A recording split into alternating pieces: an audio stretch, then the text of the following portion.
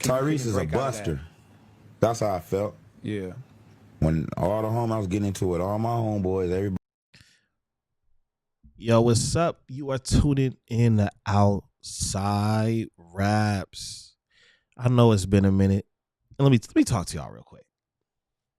I know it has been a minute. I've been working on other platforms, and I am sorry for the hiatus. I was trying to figure out a whole bunch of things on how I'm going to do all of this content, what direction I wanted to go, how I wanted to continue to do interviews with some of my favorite guests, and I know you'll enjoy them as well. So I honestly want to apologize to people that were and still are friends of Outside Raps, and you will see more consistent content from the platform and from yours truly. Now let me get back in my mode. Anyways, I wanted to definitely share my thoughts, and from a position of person that does music and collabs and all of that stuff, about the Kevin McCall situation. I don't want to talk your ear off too much, but I wanted to share my piece. So I'm gonna run it back one more again, and I'm gonna give my synopsis on the whole thing. Let's see what we got here. Tyrese is a buster. That's how I felt. Yeah. When all the home I was getting into it, all my homeboys, everybody in the hood, because I'm famous, but I'm broke. So I'm living on my granny couch. This nigga Tyrese, he got a big-ass mansion at this time. He called it Reese Hondas. He got Benny Hondas in the back. He got a Starbucks, a gas. He got all type of shit. This is my idol. I do music because I used to walk the Lock High School from my house. Century and Avalon, I go all the way up the street by myself and watch his talent shows. That's why I do this shit. So he calling me. I really want to be friends with the nigga, but him just calling me is enough. So I'm like, ooh, he finna let me move in. Yeah, I don't know what Kevin McCall was thinking on that one, because he just said that he wanted to be his friend, which lets me know that they didn't have the relationship dynamic to even want to insinuate letting someone move in. And if that's not your friend at that time, how is he supposed to know exactly what you're going through as far as in being broke and being homeless?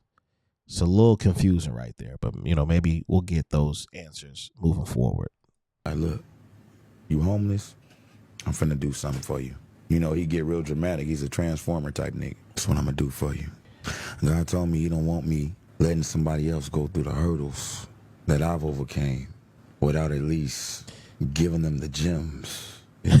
His Tyrese impression is pretty good. I ain't even gonna hold you, because Tyrese get in this deep mode like he's narrating a fantasy book or something.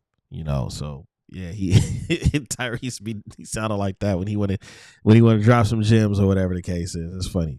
Will, shut the fuck up. So then this is what the nigga do. He said, so this is what I'm gonna do for you. You say you homeless, you need somewhere to stay. I'm thinking Cliff to say, I got a 4-bedroom, I got a mansion. He say, call anybody. Call anybody, a friend, anybody. I'm gonna get on the phone 3, I'm gonna say, it's Tyrese Gibson. And I stamped this message. I said, if you don't get the fuck off my phone with that weirdo shit. I don't mean to laugh. What do you mean calling anybody? You do mean to laugh. Kevin McCall has went through some things, and I'm gonna be honest, they are not as forgiving as I probably am, as far as sympathy. I will say that, and what I mean by that is he's done some things. I'm bringing myself in the mix. Just give me a minute. And he's done some things that are not really respected in our culture. And what those things are is you can't be an absent father. So a lot of people are very, how's the word I could say? Very harsh with having any empathy for Tyrese because he hasn't been there for his daughter. Did I say Tyrese? My bad. For Kevin McCall, because he hasn't been there for his daughter. And which was kind of weird, because his baby mom, which I believe is the model Eva, she married somebody and had the daughter's name changed, and he's not really, the court order was full custody. I'm not saying you should give up, fellas, or that's an excuse. So calm down, ladies. But all I'm saying is that it's really one of those things where I just see it like, hey, you know, it's hard for people to feel bad for you when you're not there for your babies. I mean, you are looked at pretty harsh from God himself, and according to the Bible, when you're not there for your babies. However, black folks, as funny as we can be, man, we are super harsh, man. I feel bad. You know, people were calling him broke in the and on the internet. Chris Brown said he was broke. I mean, he said this years ago too. There's an old video that's resurfacing right now where he's talking about, you know, I'm spending all your money. And I kind of did an estimate on what Kevin McCall would have if he were to get paid the proper way he was supposed to get paid for his song credits.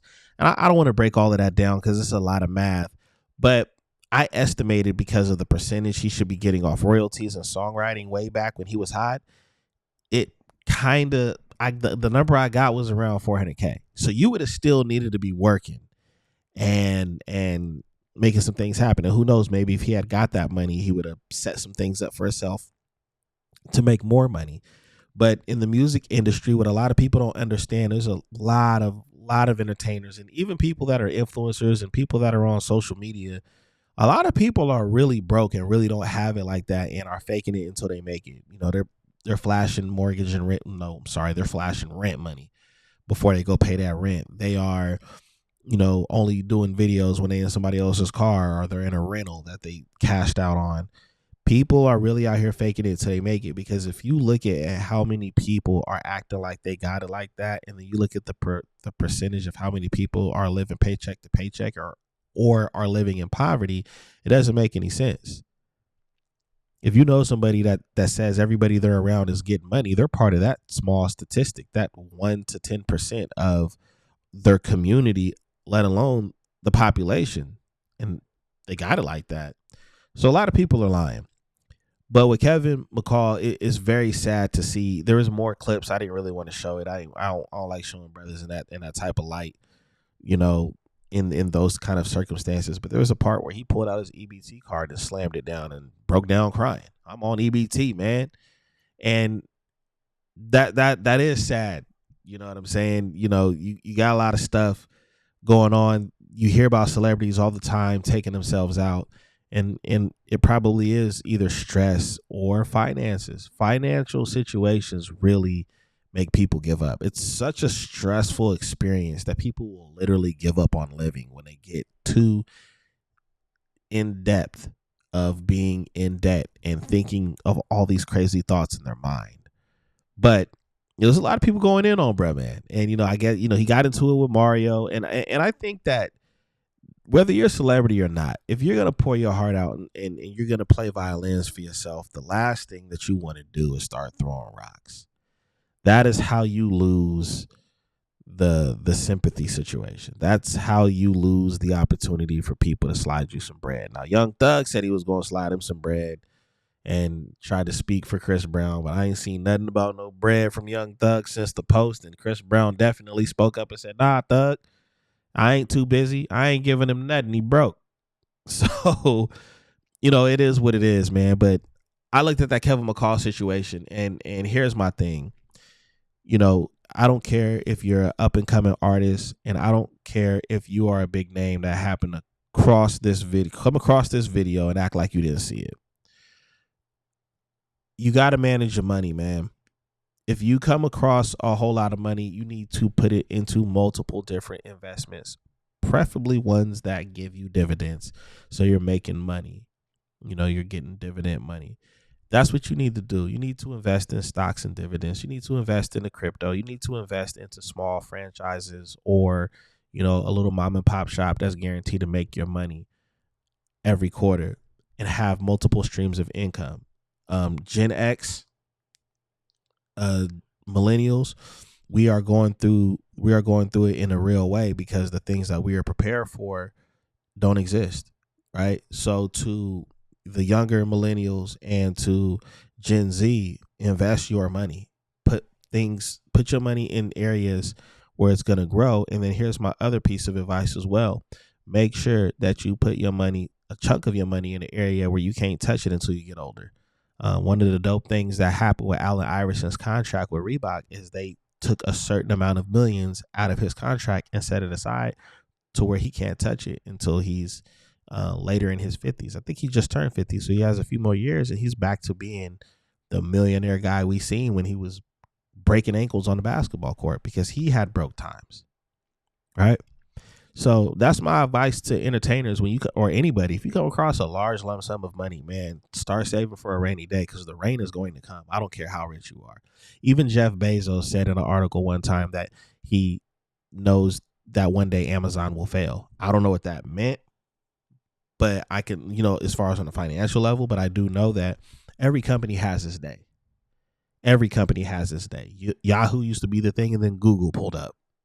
Hotmail used to be the thing, and then everybody have their own email thing. Yeah, a lot of y'all probably don't even know what Hotmail is, but it was one of the first of its kind. So that's my advice. As far as black folks, man, I wish we could do better sometimes with how we go in on our people when they doing bad and acting bad at the same time. Sometimes when people are doing bad and acting bad, we focus on the acting bad, and we don't realize that, damn, maybe they're doing that because they're doing, they're going through it. They doing bad, so they acting bad. But that's just my take. Y'all let me know what you guys think about Kevin McCall's situation. Do you think he deserves everything that he's going through, the pain and the struggle, and he need to claw himself out? Do you think we could be a little bit more, show a little bit more empathy and more sympathy when our people are having a hard time and their mental health is all over the place because of the stress, maybe? Y'all let me know what you think. And Outside Raps is back, and you will see a whole lot more new episodes. Anyways, I'm going to get up out of here. Leave them comments, subscribe. You know what to do. Until next time. Peace out.